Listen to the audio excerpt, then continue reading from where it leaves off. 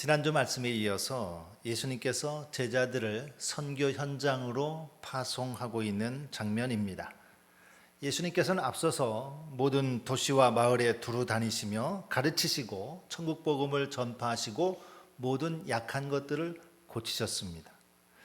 예수님의 사역의 동기는 무엇이라고 했습니까? 무리를 보시고 불쌍히 여기셨다. 목자 없는 양같이 여기셨습니다. 불쌍히 여기셨습니다. 그런 긍휼의 마음을 가지고 예수님은 전도 여행을 떠나십니다.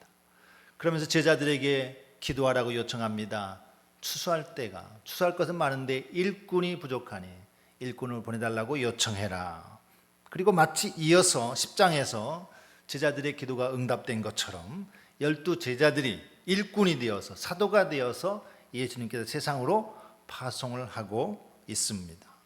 너희는 가서 거저 받았으니 거저 주라 라고 당부하십니다.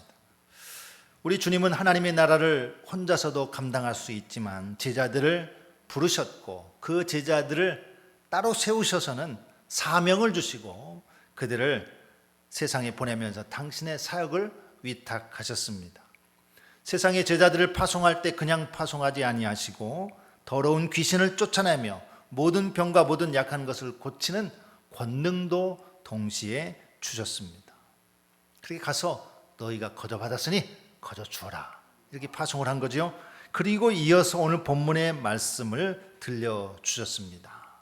제자가 그 선생 같고 종이 그 상전 같으면 족하다. 이 말은 너희가 이제 나와 똑같은 능력을 가졌다. 그러니까 스승이신 예수님과 제자인 12 사도가 선생님 같이 되었으면 족하다고 했으니까 선생님 된 것, 선생님처럼 된 것은 예수님과 똑같은 능력을 가졌다라는 겁니다. 예수님과 똑같은 복음을 가졌다라는 겁니다. 이제 세상에 나가기만 하면 됩니다. 그런데 한 번 더 정신을 가다듬어야 됩니다. 선생이신 예수님과 같이 되었다고 하는 것은 선생이신 예수님이 당했던 일들을 너희가 알아야 된다. 한 가지 주의사항을 당부합니다.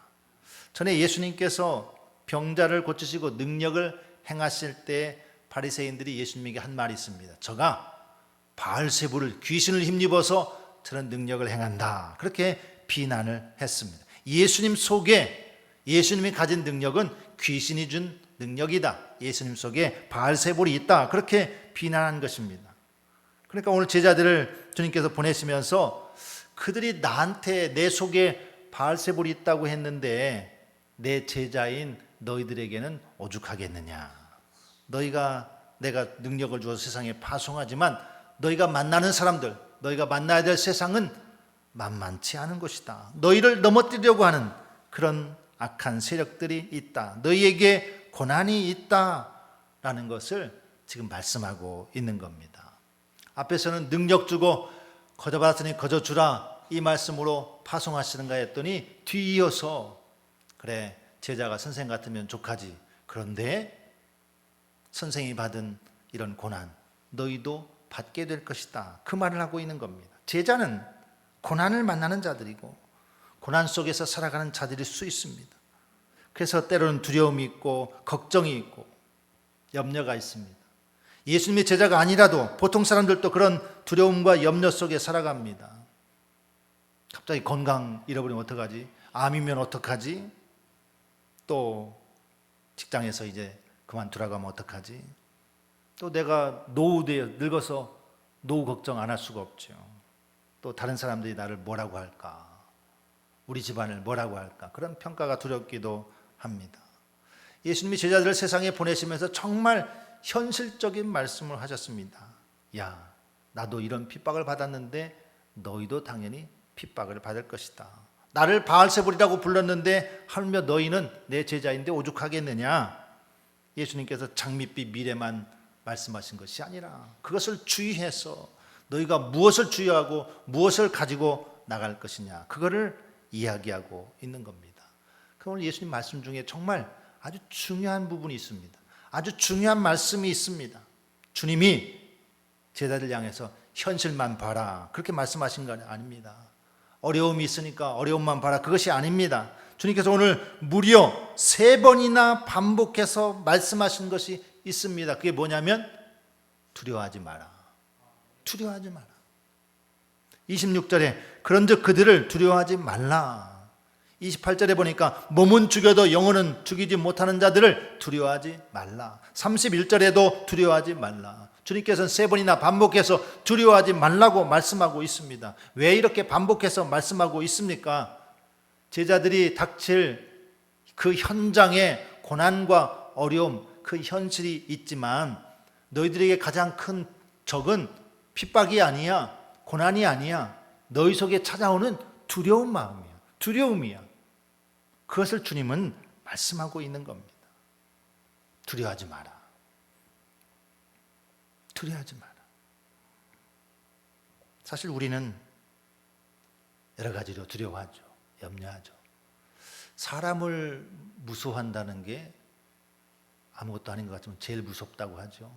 사람을 두려워합니다. 사람들의 이목을 두려워하죠. 사람들의 평가를 두려워합니다. 저 사람이 나를 싫어하지는 않을까, 나를 인정하지는 않을까 불안합니다.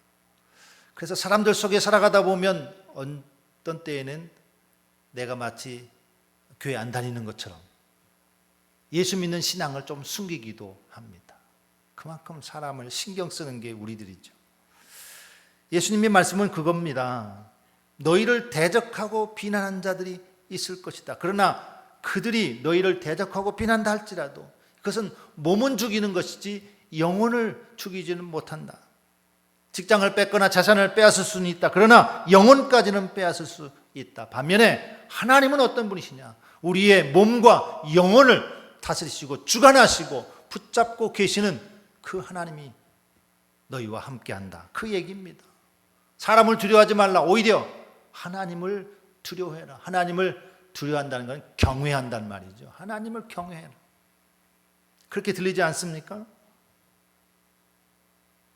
제자들에게 이 말씀을 하십니다. 그럼 우리도 오늘 이 말씀 들으면서 읽으면서 생각을 해야죠. 나는 누구를 더 의식하며 사는가? 사람을 의식하며 사는가? 아니면 하나님의 그 눈을 생각하고 있는가? 몸과 마음을 능히 죽일 수 있는 하나님이 우리에게 계신데 그러면 그 하나님은 어떤 분이시냐? 몸은 죽여도 영혼은 죽이지 못한 사람 두려워하지 마. 몸과 영혼을 능히 멸하시는 그분을 생각해, 두려워해. 근데 그 하나님이 과연 나에게 어떤 분이시냐? 이게 중요하지 않겠습니까? 예수님이 갑자기 참새의 이야기를 하십니다. 참새 2마리가 한 아사리온에 팔린 것이 아니냐.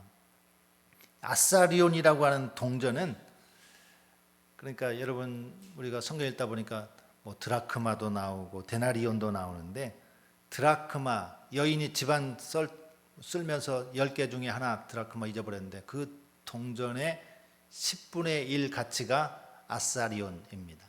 데나리온은 노동자 하루 품삯이라고 하는데 그거에 16분의 1 정도 되는 금액. 예를 들어 일당 10만 원이라면 한 6천 원 정도 되는 금액이 아사리온입니다. 그러면 2마리가 한 아사리온이니까 한 참새 1마리는 얼마 되지도 않죠. 그러니까 정말 작은 것이다 그런 뜻입니다. 하찮은 존재라 그런 뜻입니다. 참새 2마리가 한 아사리온이 팔린다. 이 가장 값싼 새, 시장에 가면 몇 푼 안 되는 가격으로 살 수 있는 하찮은 존재 참새. 그런데 주님은 말씀하십니다. 그 하찮은 참새도 하나님께서 허락하지 않으면 땅에 떨어지지 않는다는 겁니다. 참새도 하나님의 손 안에 있다라는 것입니다. 그 작은 미물도 하나님의 손 안에 있는데 하물며 너희는 어떤 존재냐? 너희에게는 머리털까지 세신 바 되었다. 너희에게는 머리카락까지, 머리털까지 다 세신 바 되었다라고 주님은 말씀하고 있습니다. 그러니까 하나님이 우리를 아시는데 그냥 대충 아신다는 뜻일까요? 적당히 아신다는 뜻일까요? 아니면 막연히 아무개 막연히 아신다는 뜻일까요? 어떻게 한 사람 한 사람의 머리카락까지 다 세신단 말입니까? 근데 하나님은 참새도 떨어지지 않지만 그보다 우리 한 사람의 머리털까지 다 세신 바 정도, 우리를 세밀하게 아시고 우리를 깊이 사랑하신다. 이것이 몸과 영혼을 죽일 수 있는 그 놀라우신 하나님, 그 두려우신 하나님, 그 하나님이 나에게 어떤 분이시냐라고 하는 것을 예수님이 아주 분명하게 참새 이야기를 통해서 들려주고 있습니다. 하나님 우리를 머리털까지 다 세신 바 그런 존재로 사랑하시는 겁니다. 우리는 가끔 그런 우리 권사님들 말, 하나님이 안 계신 것 같아요. 이럴 수가 있나요? 그런 얘기 종종 듣습니다. 그렇죠. 하나님이 내 형편 모르는 것 같고 나를 잊으신 것 같고 왜 나에게 이런 일이 생길까, 그런 마음이 들기도 합니다. 여러분, 오늘 말씀으로 분명하게 우리 마음속에 새깁시다. 참새도 아시는 하나님, 하물며 하나님의 자녀인 우리를 모르시겠느냐? 머리카락까지 다 세시는 하나님이 우리의 눈물과 한숨과 기도를 모르시겠느냐? 하나님이 다 아십니다. 하나님이 여러분의 머리카락까지 다 세시는 분이십니다.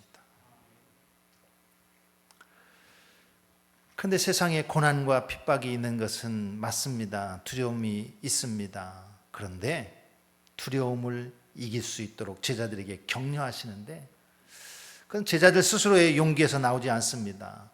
어떤 걸 가지고 나가야 되냐? 하나님이 머리카락까지 다 세신 바 되었다고 하는 하나님의 돌보심, 하나님의 나와 함께 동행하심, 이것을 굳건히 믿고 나아가라고 하는 주님의 강력한 충전의 말씀입니다.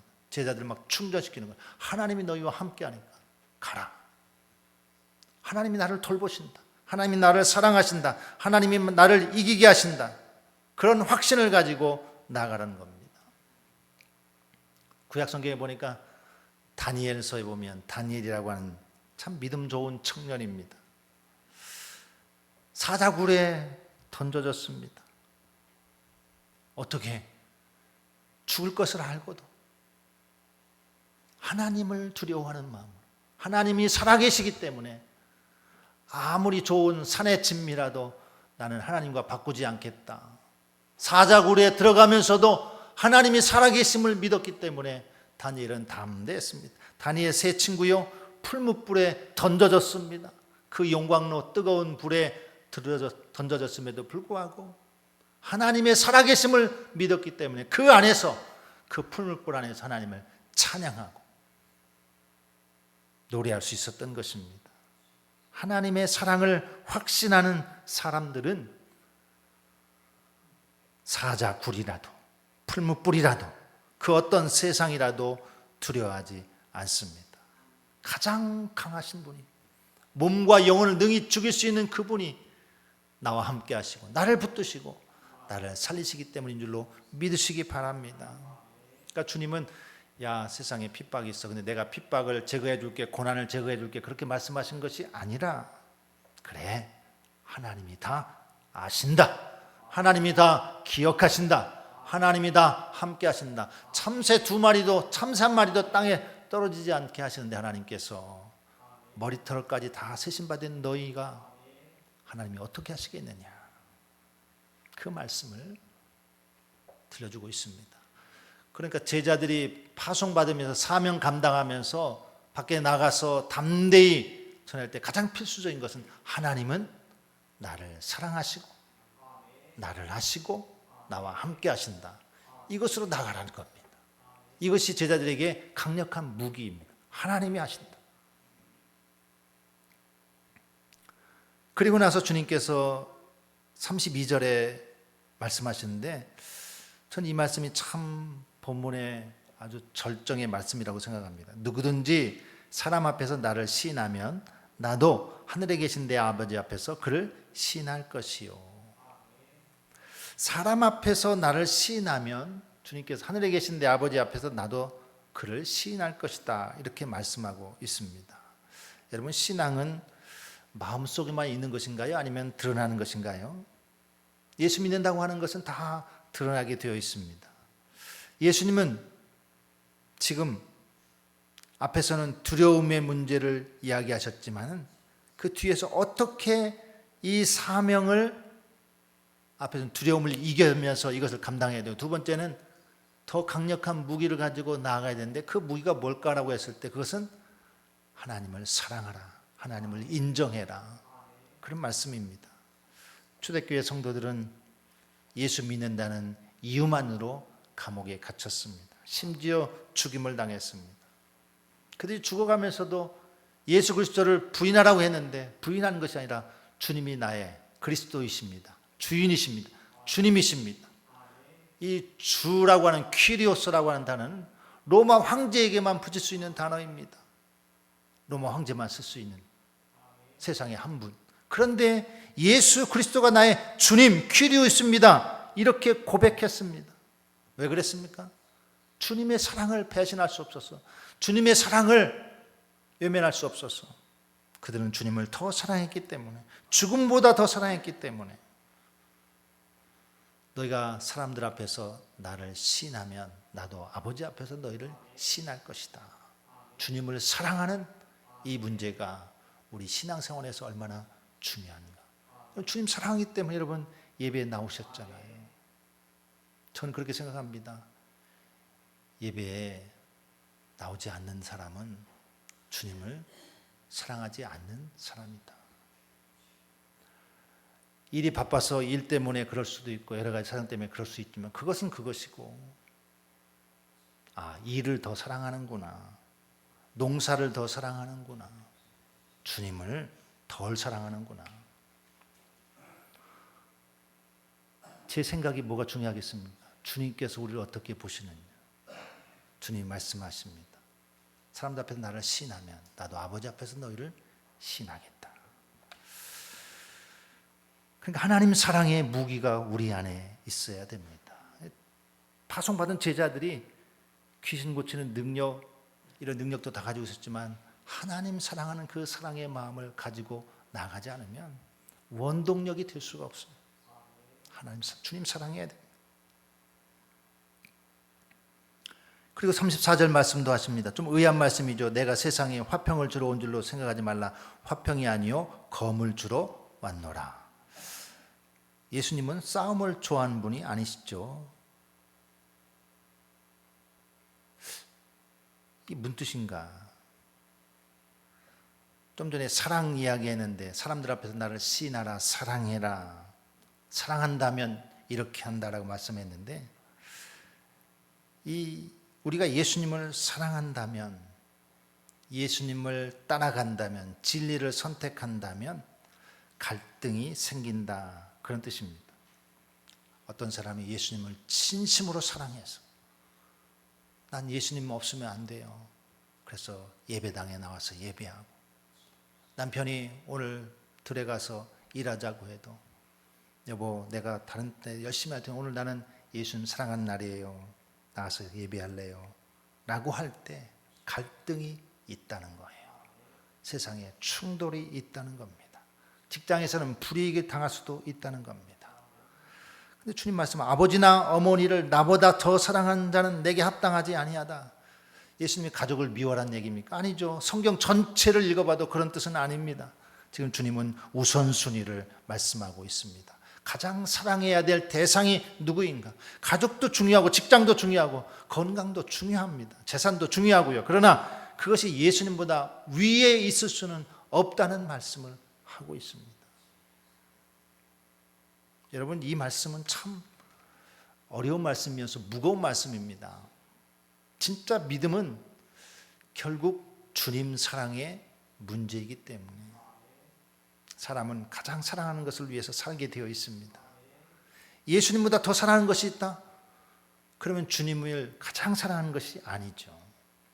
주님을 사랑하지 않는 것이, 그러면 우리에게는 사랑의 대상이 될 수 있고 그것이 우상이 되기도 합니다. 그래서 어떤 이에게는 돈이 우상이고 또 가족이 우상이거나 심지어 자기 자신이 우상인 사람도 있습니다. 자기 자신을 너무 끔찍이 사랑해, 주님보다. 주님이 뒷부분에 가서 뭐라고 말씀하시냐면 자기 십자가를 지고 나를 따르지 않는 자도 내게 합당하지 아니하다, 이렇게 말씀하셔요. 십자가가 무엇입니까? 죽음이죠. 자기를 죽는 거죠. 자기 내려놓는 겁니다. 자기의 욕심을 못 박는 거 십자가입니다. 내 중심을 포기하는 게 십자가입니다. 자기 십자가를 지고 나를 따르지 않는 자도 내게 합당하지 아니하다. 그래서 주님은 역설적으로 자기 목숨을 얻는 자는 잃을 것이고 나를 위하여 자기 목숨을 잃는 자는 얻으리라. 세상에서는 좀 더 가져라, 좀 더 많이 모아라, 움켜줘라. 그렇게 말하면 예수님은 내려놔라. 자기를 비워라. 자기 십자가를 져라. 그렇게 말씀합니다.